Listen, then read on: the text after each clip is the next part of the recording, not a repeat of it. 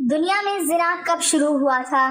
حضرت حابیل کو قتل کرنے کے بعد قابیل اپنی سگی بہن اقلیمہ کو لے کر ایک پہاڑی پر چلا گیا۔ قابیل پہلے سے ہی اپنی بہن اقلیمہ کو چاہتا تھا، اس لیے جب رات ہوئی تو شیطان نے قابیل کو ورغلایا کہ اپنی بہن سے زنا کر لو۔ چنانچہ قابیل اپنی سوئی بہن کے ساتھ لیٹ گیا اور پھر بسم اللہ الرحمن الرحیم۔ حابیل اور قابیل حضرت آدم علیہ السلام اور حضرت حوا علیہ السلام کی حقیقی بیٹے تھے، لیکن خدا کی قدرت کے دونوں بھائیوں کے مزاج، عادات و اطوار میں زمین و آسمان کا فرق تھا۔ بڑا بھائی قابیل مزاجاً غصے کا تیز، بد زبان اور فطرتاً برائی کی جانب راغب تھا۔ حسد، بغض، سرکشی، تکبر اور انتقام کا جذبہ اس کی سرشت میں شامل تھا اور اس کا ذریعہ معاش کھیتی باڑی تھا، جبکہ چھوٹا بھائی حابیل نیک سیرت، متقی، پرہیزگار، منکسر المزاج اور عاجز انسان تھا۔ وہ بھیڑ بکریاں چرایا کرتا تھا اور فارغ وقت اپنے والد کی خدمت میں گزارتا۔ قابیل شکل و صورت میں حابیل سے زیادہ خوبصورت تھا، جبکہ حابیل واجب خد و خال کا مالک لیکن اپنے بڑے بھائی قابیل کے مقابلے میں زیادہ قوی و طاقتور تھا۔ ویسے تو والدین کو اپنے تمام بچے پیارے ہوتے ہیں اور وہ سبھی سے محبت کرتے ہیں، لیکن حابیل کے مکارم اخلاق، نیک سیرت، فرما برداری اور دیگر خصوصیات کی بنا پر حضرت آدم علیہ السلام چھوٹے بیٹے کو زیادہ پسند فرمایا کرتے اور اسے اپنا جانشین مقرر کرنا چاہتے تھے، جبکہ قابیل کی عادات بد کی وجہ سے اس کے متعلق متفکر رہتے اور اس کی اصلاح کی کوششیں بھی کرتے تھے۔ قرآن کریم نے حضرت آدم علیہ السلام کے ان دونوں صاحبزادوں کے نام لے کر مخاطب نہیں کیا، البتہ تورات میں ان کے نام حابیل و قابیل بیان کیے گئے ہیں۔ ان کے واقعے سے متعلق حافظ حدیث علامہ عماد الدین ابن کثیر نے سند کے ساتھ ایک روایت نقل کی ہے جو حضرت عبداللہ بن مسعود رضی اللہ تعالیٰ عنہ اور بعض دوسرے صحابہ سے منقول ہے کہ جب حضرت آدم علیہ السلام اور حضرت اماں حوا علیہ السلام دنیا میں تشریف لائے اور توالد و تناسل کا سلسلہ شروع ہوا تو ان کی نسل میں اضافے کے لیے ہر ایک حمل سے ان کے دو بچے توام یعنی جڑواں پیدا ہوتے، ایک لڑکا اور دوسری لڑکی۔ بہن بھائی ہونے کی وجہ سے ان کا آپس میں نکاح حرام تھا، چنانچہ اللہ تعالیٰ نے اس وقت کی ضرورت کے لحاظ سے شریعت آدم علیہ السلام میں یہ خصوصی حکم جاری فرما دیا تھا کہ حضرت حوا علیہ السلام سے توام پیدا ہونے والے لڑکے اور لڑکی کا عقد دوسرے وقت میں پیدا ہونے والے توام بچوں سے کر دینا جائز ہے۔ اسی حکم کے مطابق قابیل اور حابیل کی شادی ہونا تھی۔ قابیل عمر میں بڑا تھا، اس کے ساتھ اس کی جو ہمشیرہ پیدا ہوئی وہ حابیل کے ساتھ پیدا ہونے والے ہمشیرہ سے بہت زیادہ حسین و خوب رو تھی۔ جب نکاح کا وقت آیا تو حسب حکم حابیل کے ساتھ پیدا ہونے والی ہمشیرہ قابیل کے حصے میں آئی، لیکن چونکہ وہ خوبصورت نہیں تھی چنانچہ قابیل نے اس سے شادی سے انکار کر دیا۔ وہ اپنی سگی ہمشیرہ سے شادی کا خواہش مند تھا۔ حضرت آدم علیہ السلام نے شرعی قاعدے کے موافق اسے قبول نہیں فرمایا اور قابیل کو اللہ کے حکم کے مطابق عمل کی تلقین کی، لیکن قابیل اپنی ضد سے باز نہ آیا۔ بڑا ہونے کی وجہ سے قابیل خود کو والد کا جانشین سمجھتا تھا، لیکن وہ حابیل کے تعلق سے والد کے خیالات سے واقف تھا۔ اب حسین و جمیل لڑکی سے حابیل کی شادی کے فیصلے نے اسے حابیل کا دشمن بنا دیا۔ حضرت آدم علیہ السلام نے جب دونوں بھائیوں کے درمیان یہ تنازع دیکھا تو رفع اختلاف کے لیے دونوں بھائیوں کے لیے یہ تجویز پیش کی کہ تم دونوں بارگاہ خداوندی میں اپنی اپنی قربانی پیش کرو، اللہ تعالیٰ تم دونوں میں سے جس کی قربانی قبول فرما لے گا اس لڑکی کی شادی اس سے کر دی جائے گی۔ حضرت آدم علیہ السلام کو اس بات کا یقین تھا کہ قربانی اس کی قبول ہوگی جس کا حق ہے، یعنی حابیل کی۔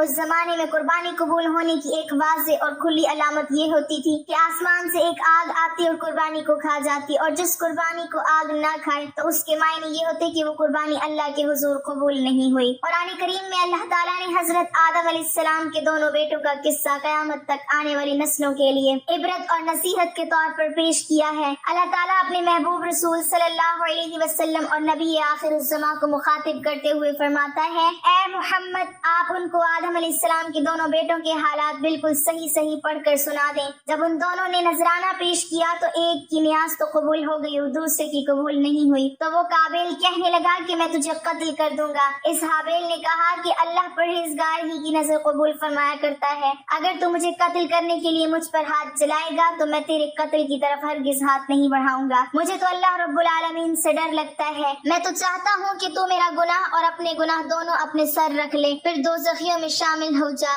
ظالموں کا یہی بدلہ ہے۔ بس اسے اس کے نفس نے اپنے بھائی کے قتل پر آمادہ کر دیا اور اس نے اسے قتل کر ڈالا اور خسارہ اٹھانے والوں میں سے ہو گیا۔ حضرت آدم علیہ السلام نے دونوں بھائیوں کو حکم دیا کہ وہ اللہ کے حضور قربانی پیش کریں۔ اس اثناء میں اللہ تعالیٰ نے حضرت آدم علیہ السلام کو حج کی ادائیگی کے لیے مکہ مکرمہ جانے کا حکم فرمایا۔ حضرت آدم علیہ السلام قابیل کی جانب سے متفکر تھے، چنانچہ حج کے سفر پر جانے سے پہلے آپ نے دونوں بیٹوں کو بلا کر نصیحت کی کہ بارگاہ خداوندی سے جو بھی فیصلہ آئے اسے دونوں بھائی بخوشی قبول کریں اور آپس میں مل جل کر رہیں۔ اس ہدایت و نصیحت کے بعد حضرت آدم علیہ السلام مکہ مکرمہ روانہ ہو گئے۔ قابیل باپ کی نصیحت کی وجہ سے قربانی دینے پر آمادہ ہوا تھا، چنانچہ دونوں نے قربانی پیش کی۔ حابیل بکریوں والے تھے، چنانچہ انہوں نے ایک نہایت عمدہ خوبصورت اور فربا بکری راہ خدا میں قربانی کے لیے پیش کی۔ قابیل کھیتی باڑی کرتا تھا، لہٰذا اس نے فضول اور ردی فصل کا ایک گٹھا قربانی میں دیا۔ اللہ نے حابیل کی قربانی قبول فرمائی مگر قابیل کی قبول نہیں ہوئی۔ اس زمانے میں قربانی کی قبولیت کی علامت یہ ہوتی تھی کہ آسمان سے ایک شعلہ نیچے اترتا اور وہ قربانی کے لیے پیش کی گئی شے کو جلا کر بھسم کر دیتا۔ اس کا مطلب یہ تھا کہ اللہ نے قربانی قبول فرما لی۔ یہ دیکھ کر قابیل غضبناک ہو گیا اور حسد کی آگ میں جل کر بولا، میں تجھے جان سے مار ڈالوں گا۔ حابیل نے کہا، بھائی جان اس میں میرا کیا قصور ہے؟ یہ تو اللہ تعالیٰ کا قاعدہ ہے کہ وہ صرف اپنے متقی بندوں کی قربانی قبول فرماتا ہے۔ اگر آپ مجھے قتل کرنے کے لیے اپنا ہاتھ جلائیں گے تب بھی میں آپ کو قتل کرنے کے لیے اپنا ہاتھ نہیں چلاؤں گا، کیونکہ مجھے تمام جہانوں کے پروردگار اللہ تعالیٰ کا خوف ہے۔ اگر آپ اس انتہا تک پہنچ جائیں گے کہ مجھے قتل ہی کر دیں گے تو آپ اپنے گناہوں کے ساتھ ساتھ میری خطاؤں کا بھی بوجھ اپنے سر اٹھائیں گے۔ ایک بے گناہ انسان کو قتل کرنے والا گویا مقتول کے تمام گناہوں کا بوجھ بھی اپنے سر اٹھا لیتا ہے۔ اس طرح میرے گناہوں کا وبال بھی آپ کے سر ہوگا اور میرے لیے تو یہ کوئی گھاٹے کا سودا نہیں ہے، البتہ اس جرم کی وجہ سے آپ جہنمی ہو جائیں گے۔ ان الفاظ کی بین السطور اس کے ضمیر کی کشمکش کا مکمل نقشہ موجود ہے۔ ایک طرف اللہ کا خوف، نیکی کا جذبہ، خون کا رشتہ اور دوسری طرف شیطانی ترغیب، حسد کی اور نفسانی خواہش کی اکساہٹ، اور پھر بالآخر اس اندرونی کشمکش میں اس کا نفس جیت ہی گیا اور اس نے بھائی کو قتل کر ڈالا، جس سے وہ نقصان پانے والوں میں سے ہو گیا۔ قابیل نے حابیل کو کیسے قتل کیا؟ حضرت عبداللہ بن عمر فرماتے ہیں، خدا کی قسم مقتول حابیل قابیل سے زیادہ طاقتور تھا، لیکن اسے حیا و شرم مانے رہی کہ اپنے بھائی کی طرف قتل کے لیے ہاتھ بڑھائے۔ علامہ ابن کثیر قتل کے حوالے سے مختلف اقوال تحریر فرماتے ہیں کہ شاید قابیل کے پاس لوہے کی راڑ ہو جس سے حابیل کو مار اور قتل کر دیا۔ ایک اور قول یہ بھی ہے کہ قابیل نے پتھر کی چٹان حابیل کے سر پر مار کر اسے ہلاک کیا، جبکہ حابیل جب سو رہا تھا تو قابیل نے بھائی کا سر کچل ڈالا۔ ایک قول یہ بھی ہے کہ قابیل نے حابیل کا گلا گھونٹ دیا اور اس طرح اسے کاٹا جیسے درندے کرتے ہیں، جس سے وہ جاں بحق ہو گیا، واللہ اعلم۔ حضرت علامہ شبیر احمد عثمانی تفسیر عثمانی میں تحریر فرماتے ہیں کہ اگر کوئی ناحق کسی کو مارنے لگے تو اسے اجازت ہے کہ اپنے دفاع میں ظالم کو مار ڈالے، لیکن اگر صبر کرے تو شہادت کا درجہ ہے۔ حابیل نے اپنے بھائی قابیل سے کہا تھا کہ بھائی میں آپ سے ڈر کر نہیں بلکہ اللہ تعالیٰ کے خوف سے یہ چاہتا ہوں کہ اپنے بھائی کے خون میں اپنے ہاتھ نہ رنگوں۔ قرآن مجید میں مذکور شادی کا کوئی تذکرہ ہے، نہ حضرت آدم علیہ السلام کے صاحبزادوں حابیل اور قابیل کے نام موجود ہیں، بلکہ ناموں کے بجائے آدم علیہ السلام کے دو بیٹوں کہہ کر پکارا گیا ہے۔ اس قربانی کا ذکر فرما کر اللہ تعالیٰ نے نعش کی تدفین کے بارے میں یوں فرمایا ہے کہ اب اللہ نے ایک کوا بھیجا جو زمین کو ریدنے لگا تاکہ اسے دکھائے کہ اپنے بھائی کی لاش کو کس طرح چھپائے۔ کہنے لگا، ہائے افسوس، کیا میں اس کوے کی مانند بھی نہ ہو سکا کہ اپنے بھائی کی لاش چھپا دیتا، سو وہ پشیمان ہونے والوں میں سے ہو گیا۔ قابیل نے اپنے بھائی کو قتل تو کر دیا، لیکن اب وہ نہایت پریشان تھا کہ اس نعش کا کیا کرے۔ یہ زمین پر کسی انسان کا پہلا قتل تھا۔ بعض مفسرین نے ذکر کیا ہے کہ جب قابیل اپنے بھائی کو قتل کر چکا تو اس کی نعش 1 سال تک اپنی پشت پر لادے پھرتا رہا۔ اہل کتاب سے منقول ہے کہ دمشق کی شمال میں ایک پہاڑ جبل قاسیون میں وہ غار موجود ہے جس میں قابیل نے پتھر مار کر حابیل کو قتل کیا تھا۔ یہ غار آج بھی خونی غار کے نام سے پکارا جاتا ہے۔ اس بات کی صحت کا علم اللہ تعالیٰ ہی کو ہے۔ بعض مفسرین نے لکھا ہے کہ اللہ تعالیٰ نے 2 کووں کو بھیجا تھا۔ اسماعیل بن عبد الرحمن بن ابی کریمہ مفسر قرآن ہیں اور صدی کے نام سے شہرت رکھتے ہیں۔ وہ اپنی سند کے ساتھ روایت کرتے ہیں کہ وہ کوے دونوں بھائی تھے، پھر دونوں لڑنے لگے حتیٰ کہ ایک نے دوسرے کو ہلاک کر دیا۔ پھر وہ قتل کے بعد زمین کی طرف جھکا اور اسے کھودنے لگا، پھر گڑھے میں کوے کو ڈالا اور اسے دفن کر کے چھپا دیا۔ جب قابیل نے یہ سب دیکھا تو پکار اٹھا، ہائے افسوس کہ میں اس کوے کی طرح ہونے سے بھی عاجز ہو گیا کہ اپنے بھائی کی लाश छुपा लूं। फिर काबिल ने कव्वे की पैरवी करते हुए भाई को दफन करके छुपा दिया। अहले सीर लिखते हैं कि हजरत आदम अलैहिस्सलाम को अपने फर्जंद हाबिल के कत्ल का सख्त रंजो गम था, क्योंकि वो उनका जानशीन था। हजरत आदम अलैहिस्सलाम इसकी याद में 40 साल तक रोते रहे, यहाँ तक कि अल्लाह ने उन्हें हाबिल के बदले एक निहायत नेक और सादतमंद फर्जंद अता फरमाया। हजरत आदम और हजरत हव्वा अलैहिस्सलाम ने उनका नाम शीस रखा, जिसके मायने है अल्लाह का अतिया। हजरत शीस को अल्लाह ताला ने नबुव्वत से सरफराज फरमाया। हाबिल की नाश दफनाने के बाद काबिल को वालिद के गुस्से का खौफ था, चुनांचे शैतान के मशवरे पर वो यमन फरार हो गया, जहाँ उसने सुकूनत इख्तियार कर ली और वालिद के दीन हक को छोड़कर पहले आतिश परस्ती बाद अज़ा बुत परस्ती शुरू कर दी। दुनिया में कत्ल और गारत गर्दी, हसद और फसाद और आतिश परस्ती और बुत परस्ती की बुनियाद काबिल ही ने रखी। हजरत अब्दुल्लाह बिन मसऊद रजी अल्लाह तआला अन्हु से रिवायत है कि रसूलुल्लाह सल्लल्लाहु अलैहि वसल्लम ने फरमाया, जब भी कोई इंसान जुल्म से कत्ल किया जाता है तो हजरत आदम अलैहिस्सलाम के सबसे पहले बेटे काबिल के नाम आमाल में भी उस कत्ल का गुनाह लिखा जाता है, क्योंकि कत्ल नाहक का पहला मुअज्जिद वही है। हजरत अब्दुल्लाह बिन मसऊद रजी अल्लाह तआला अन्हु मजीद बयान करते हैं कि नबी करीम सल्लल्लाहु अलैहि वसल्लम ने फरमाया कि कयामत के दिन सबसे पहले लोगों में खून का फैसला किया जाएगा। हाबिल और काबिल के इस किस्से में अल्लाह ताला आगे मजीद फरमाता है कि इसी वजह से हमने बनी इसराइल पर ये लिख दिया कि जो शख्स किसी को बगैर उसके कि वो किसी का कातिल हो या जमीन में फसाद मचाने वाला हो कत्ल कर डाले, तो गोया उसने तमाम इंसानों को कत्ल कर दिया, और जो शख्स किसी की एक जान बचा ले उसने गोया तमाम लोगों को जिंदा कर दिया।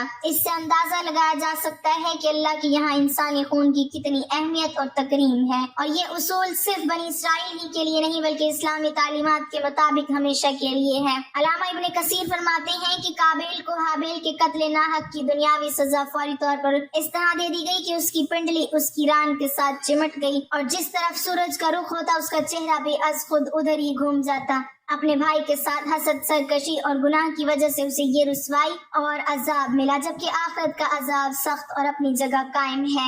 हजरत मौलाना मुफ्ती मोहम्मद शफी कुरान करीम में बयान किए गए किस्सों से मुताल्लिक फरमाते हैं कि अहले नजर जानते हैं कि कुरान करीम कोई किस्सा, कहानी या तारीख की किताब नहीं है कि जिसका मकसद किसी वाक़ये को अव्वल से आखिर तक बयान करना हो, लेकिन माजी के वाक़यात और गुज़श्ता अक़वाम के कसस अपने दामन में बहुत सी इबरतें और नसीहतें रखते हैं। यही तारीख की असल रूह है, और उनमें बहुत से हालात और वाक़यात ऐसे भी हैं जो मुख्तलिफ अहकाम शरीय की बुनियाद हैं। उन्हीं फवाइद के पेश नजर कुरान करीम का असलूब हर जगह ये है कि मौका ब मौका कोई वाक़या बयान करता है, और अक्सर पूरा वाक़या भी एक जगह बयान नहीं करता, बल्कि इसके जितने हिस्से से उस जगह का कोई मकसद ताल्लुक हो तो उसका वही टुकड़ा वहाँ बयान कर दिया जाता है। हजरत आदम अलैहिस्सलाम के 2 बेटों का किस्सा भी इसी असलूब पर नकल किया जा रहा है। इसमें मौजूद और आने वाली नस्लों के लिए बहुत सी इबरत और मवाइज हैं, और इस ज़िमन में बहुत से अहकाम शरिया की तरफ इशारा किया गया है। अल्लामा इब्ने कसीर उलूसी और कर्तबी ने तफासीर में लिखा है कि हजरत हव्वा अलैहिस्सलाम को हर हमल से जुड़वा बच्चे पैदा होते थे, एक बेटा और एक बेटी।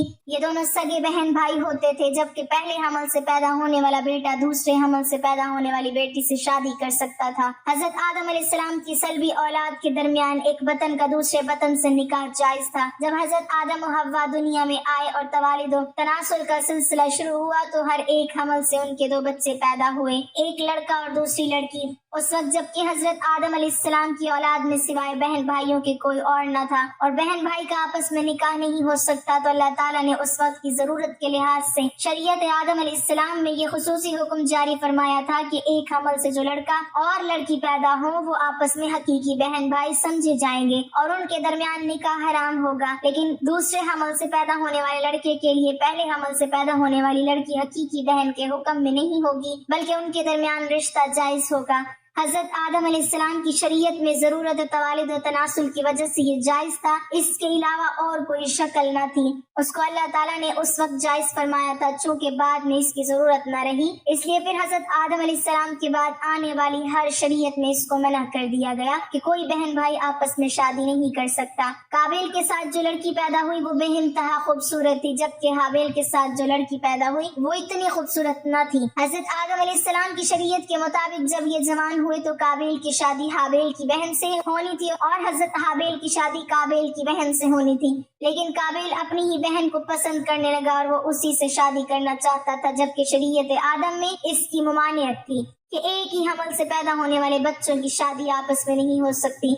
لہٰذا جب یہ صورتحال زیادہ بگڑ گئی تو حضرت آدم علیہ السلام نے ان دونوں کو اللہ کی راہ میں قربانی پیش کرنے کو کہا اور بتایا کہ جس کی قربانی کو آسمان سے آگ آ کر کھا جائے تو سمجھنا کہ اس کی قربانی قبول ہو گئی۔ قابیل کھیتی باڑی کا کام کرتا تھا، حضرت حابیل علیہ السلام بکریاں چرایا کرتے تھے۔ حضرت حابیل علیہ السلام نے اللہ تعالیٰ کے سامنے ایک بکری کا بچہ پیش کیا اور قابیل نے بھی اللہ تعالیٰ کی بارگاہ میں قربانی رکھ دی، چنانچہ حضرت حابیل کی قربانی قبول ہو گئی۔ ایک دن قابیل نے غصے میں آ کر حضرت حابیل علیہ السلام کو پتھر مار کر قتل کر دیا۔ پھر شیطان قابیل کے پاس آیا اور اس کو گھر سے بھاگنے کے لیے کہا۔ شیطان کہنے لگا اگر تم یہاں رہو گے تو تمہیں تمہارا باپ مار ڈالے گا۔ بس اسی قتل کے ڈر سے قابیل اپنی سگی بہن اقلیمہ کو لے کر یمن کی پہاڑیوں میں جا بسا۔ اصل میں شیطان کو یہ ڈر تھا کہ کہیں قابیل توبہ کر کے حضرت آدم علیہ السلام کا تابعدار بیٹا نہ بن جائے۔ پہاڑیوں میں جا کر نسل قابیل خوب بڑھنے لگی اور وہاں اس کی کثیر اولاد ہوئی۔ قابیل اور اس کی اولاد نے ہی سب سے پہلے آتش پرستی اور پھر شیطان کے بہکاوے میں آ کر بت پرستی شروع کر دی۔ دنیا میں قتل و غارت، حسد و فساد اور بت پرستی کی بنیاد قابیل ہی نے رکھی۔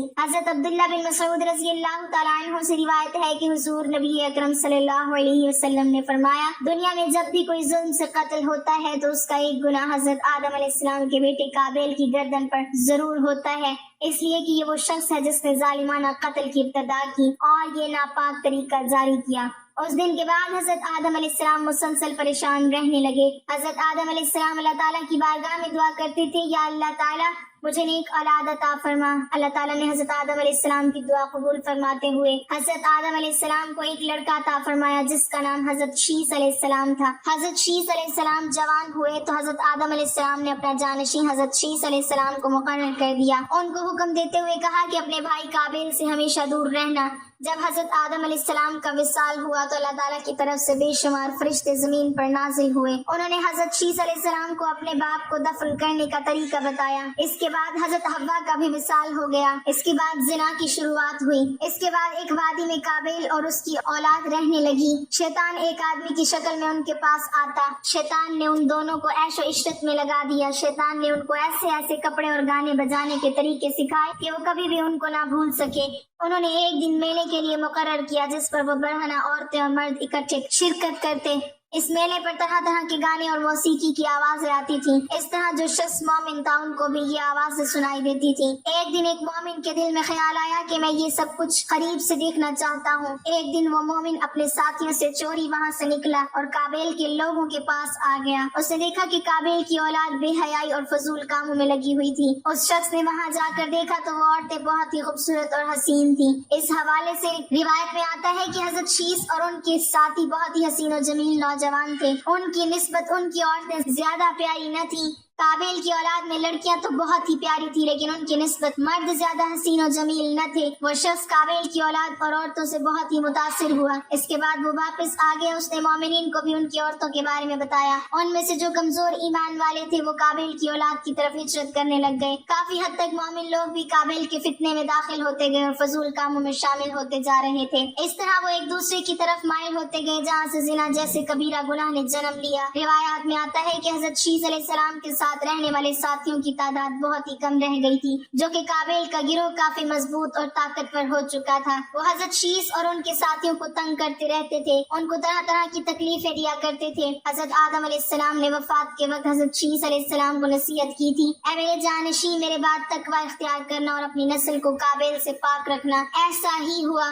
حضرت شیس نے شادی سے انکار کیا جس پر قابیل کے بیٹے حضرت شیس کی اولاد میں سے لڑکی کو اٹھا کر لے گئے، جس پر حضرت شیس نے اللہ کے حکم سے قابیل کے لشکر پر حملہ کیا اور ان کو تہس نہس کر کے لڑکی کو آزاد کروا لیا۔ مسلمان، یہودی اور عیسائی اس بات پر متفق ہیں کہ اس وقت دنیا میں جتنے بھی لوگ موجود ہیں وہ نسل شیس علیہ السلام سے ہیں، کیونکہ حابیل 20 سال کی عمر میں شہید کر دیے گئے اور ان کا کوئی جانشین نہ تھا۔ قابیل اور اس کی اولاد شیطان کی پیروکار بنی جس کو طوفان نوح میں غرق کر دیا گیا تھا۔ اس لیے نسل انسانی صرف اور صرف حضرت آدم علیہ السلام کے تیسرے بیٹے حضرت شیس علیہ السلام سے ہے۔